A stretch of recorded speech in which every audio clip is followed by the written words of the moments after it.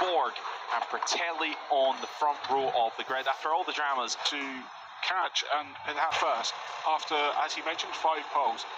As the grid is getting set, we are getting settled in for the race on row 3. The TV rounding out your top 20.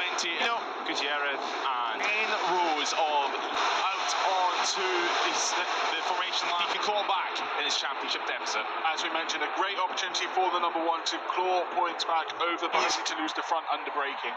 You don't want to be 12. We'll have to see what the weather gods have. Pulls in to P1. He pulls in. And we do go racing. It's a great start for Fratelli from the front row of the grid, from 3rd place, as he looks to put himself into potential podium positions. Carlos Cano already getting his elbows out on the run to turn 1. The launch of the move now is the rest of the field out to 2nd, and Borelli in field in this one. 13 laps to remain. The move now being made for Tassini as he looks to reclaim that 2nd position.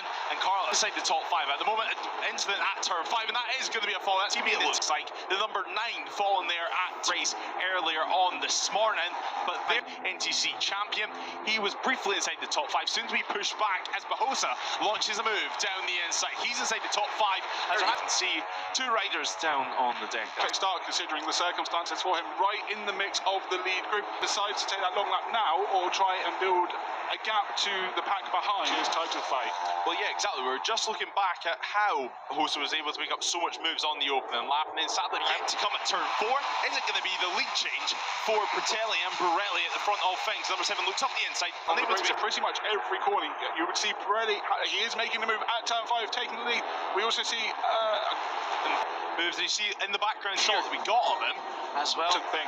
But yeah, losing the front a bit wide on entry, and that's the race done for Bahosa. And now it's all on what can the likes of Carlos Cano and Alex Longarella do. Longarella, however, hits the front of things. And if not, it's going to be on. It would have been on his pit board. You would imagine that Bahosa out of the race. Now he knows to be nice and sensible. However, it looks like a few positions, and since then he's not really been able to get himself back into the podium places again. It looked like he had a bit of a moment a couple of corners ago, which is why I sort of jumped up in the commentary box. He is okay. He is on track. He has dropped in through the final couple of corners as well. Definitely something to keep an eye out through the latter stages of this race. Alvaro Lucas up on the inside, slots back into 3rd, involved in this lead fight. Now, though, he has dropped down. However, this lead fight, it's massive. This front group, around 14 riders in distance. Lucas has been one of these riders that is not afraid to get his elbows out, and yet again, over at turn 5, he looks making moves in ETC, you are going backwards. Someone will be looking to make a move on you. It's ETC, the run into turn 10, the centering will be crucial. We see double long laps for number 11 time. Yeah, of course, you need to lose around the 2nd in that sector, otherwise you will be slapped with a penalty for it, as you see a few more moves being spot in the European Talent Cup class. It's a good opportunity just to get alongside in the braking zone. Into 12, where you can make the move. Fratelli on the inside of the final corner to take the lead. Cano fighting through turn 5. Borg made the move initially, but Cano was able to fight back straight away.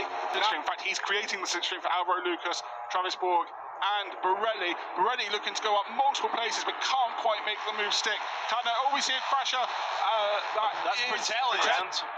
So a massive shame from both of them. We will continue on to Rico before he heads to make it 4 laps remain. Of course, yellow flags out at turn 10 and 11 as Fratelli does begin to drop down the order. There's confirmation of his fall.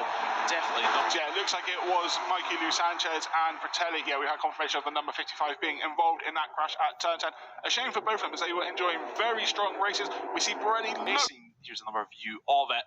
So just looking for a move down the inside, you have to say it was Mikey Lou Sanchez. Both riders' races came to an end. So contact and also catch up one of these. Here it's been for him, of course. Took his first win over at Magny Cours of the season, and what a victory it was. He's shown that he can be aggressive on this last lap, as has Alvaro Lucas as he goes back up the inside at turn. Of course, these little incidents, these collisions are putting less and less riders down to P3, promoting the likes of Ramadhipa back into the lead, and Longarella back and Longarella, but also Ramadhipa was given the back of the grid start, so he's now for 4 laps to go.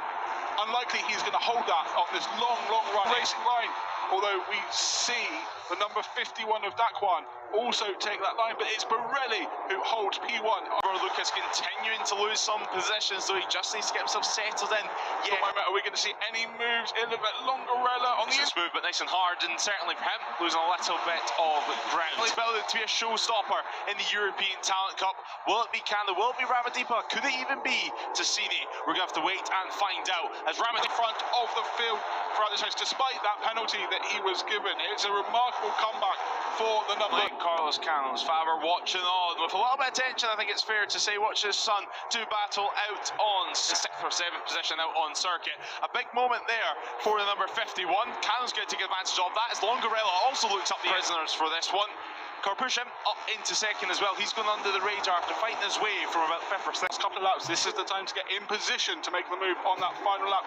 We see Lucas having a potential. Carlos Cano on the run into turn 10 will probably need to get ahead of Tassini here. He goes up the inside, under braking, sliding his way in, and again very close to the number 4 there.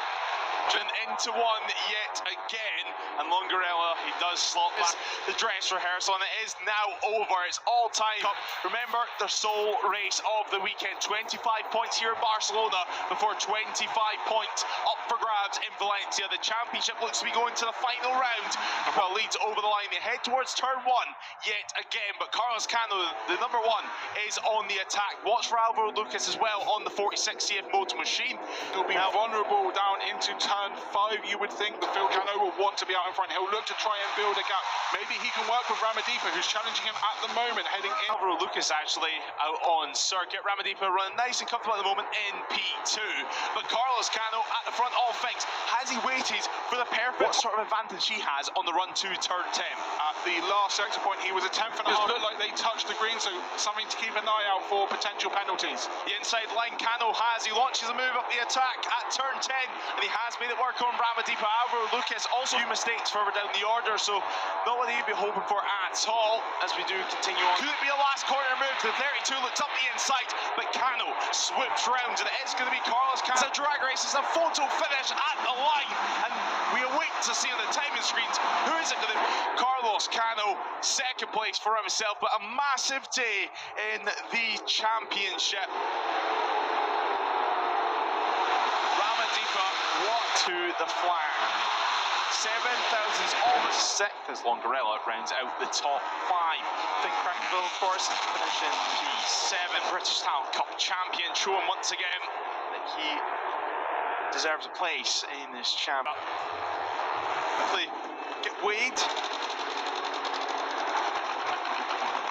Here's your race winner, though.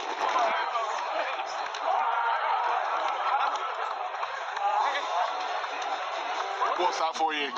I feel incredible right now. I still cannot believe what I just. Alhamdulillah, ini untuk Indonesia dan juga untuk keluarga saya, ayah. Ini buat ayah dan juga untuk Astra Honda Racing Team dan juga Junior Talent Team. Terima kasih sudah bekerja minggu ini dengan sangat baik yang hari ini untuk Indonesia. Kibarkan Ramadhipa now up on the podium with the Indonesian flag. Shaking hands, of course, to his competitor. Vicepresidente de la Jacob Wilson, of course, recovering after an injury. And he gets handed the trophy to your race winner as we hear the Indonesian.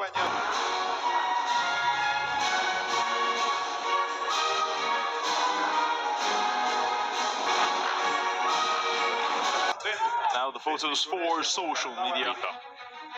Yandra Ramadhipa is your winner. 7,000's all. A second place in this one secures him the championship lead.